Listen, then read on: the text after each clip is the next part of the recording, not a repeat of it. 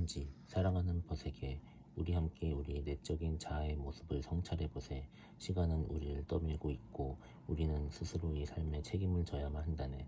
하나님의 은혜에 대해서 자신을 최대한 활짝 연다는 것이야말로 궁극적으로 우리가 해야 할 일이 아닌가. 나는 자네가 스스로를 잘 준비해 두고 있다는 것을 알고 있네. 바로 그런 점에서 나는 자네를 존경한다네.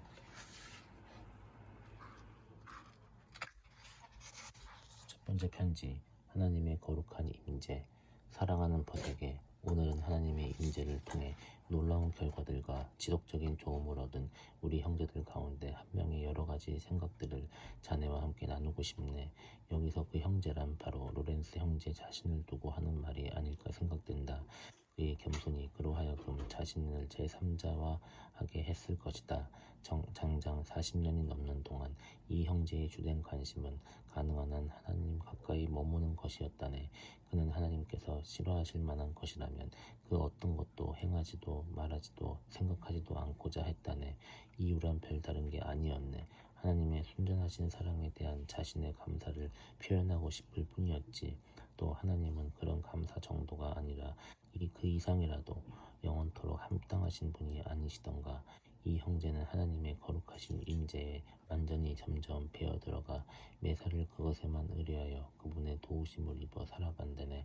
그의 영혼 깊은 곳에서는 끊임없는 기쁨이 솟구쳐 올라와 어떤 때는 그 기쁨을 어쩌지 못해 사람들 보기에 유치해 보일 게 뻔한 일들을 하고 싶은 강렬한 충동에 사로잡히기도 한다네. 감정이 너무 격렬해지지 않으려면 어떻게든 묘출을 해야 할 테니까 말일세.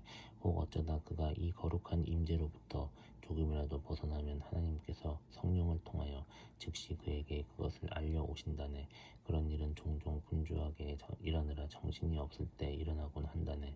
물론 그는 하나님이 이 부르심에 진실하게 응답을 할지 어떤 때는 부드럽고 사랑에 찬 시선으로 하나님께 자신의 마음을 드리기도 하고 또 어떤 때는 나의 하나님 저는 온통 하나님의 것이오니 제게 뜻하시는 바를 모두 이루소서 하는 식의 애정어린 고백을 드리기도 한다네.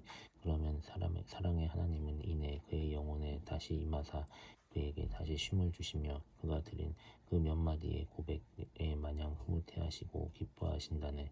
이런 일을 거듭 경험하면서 이 형제는 자기가 어떤 일을 행하건 자기에게 무슨 일이 일어나건 하나님은 항상 그의 영혼 깊숙한 곳에 거하신다는 사실을 한치의 의심도 없이 재차 확신케 되었다네. 그런 상주하시는 보배를 소유했으니 그가 누린 흡족함과 기쁨이 어떤 것이었겠는지 한번 상상해보게. 그는 그 보배를 찾고자 초조해하지도 않으며 그것이 있는 곳을 알아내고자 염려하지도 않는다네. 그도 그럴 것을 그는 이미 그것을 찾았고 자기가 원하는 모든 것을 그것으로부터 취해 누릴 수가 있기 때문이라네. 그는 종종 사람이란 너무나 작은 것에도 쉽사리 만족해버리고 만다고 지적하면서 그러한 우리 인간들을 소경이라고 부른다네. 하나님께서는 우리에게 주시려고 준비해 놓으신 다함없는 엄청난 보물이 많이 있다는 얘기와 함께 말일세. 그러니 무엇 때문에 우리가 짧은 한순간의 경배로만 만족해야 하겠는가. 그런 빈약한 헌신 가지고는 하나님의 풍성하신 은혜의 물줄기를 제한할 수밖에 없다네. 하나님은 살아있는 믿음으로 충만한 영혼을 발견할 수만 있다면 그의 속에 경류와도 같은 당신의 은혜를 부어주신다네. 이제 열린 통로를 발견한 그 경류를 마음껏 세차게 품어내게 나게 되는 것이. 우리는 종종 그 경류를 귀히 여길 줄 몰라서 그만 흐름을 딱 끊어버리곤 하지. 그러나 이제 더 이상 그것을 제한해서는 안 된다네. 사랑하는 벗이여 함께 우리의 심령 속으로 들어가 보기로 하세. 거기 방치된 둔덕을 헐어버리고 은혜가 들어오도록 길을 평탄하게 하여 잃어버린 시간을 보상받도록 하세. 자네와 나는 오랜 세월을 함께 지내었네. 이제 우리에게 남아있는 인생의 시간들은 그리 많지 않다네. 죽음은 언제나 우리 곁에 있지. 그러니 단 한 번밖에 없는 그 죽음을 늘 준비하는 마음으로 살아가세. 다시 한번 말하지만 우리 함께 우리의 내적인 자아의 모습을 성찰해보세. 시간은 우리를 떠밀고 있고 우리는 스스로의 삶에 책임을 져야만 하지. 자네가 스스로를 잘 준비해두고 있다는 것을 알고 있네. 그러니 자네는 진노 중에 데려감을 당하게 되지는 않을 걸세. 바로 그 점에서 나는 자네를 존경한다네.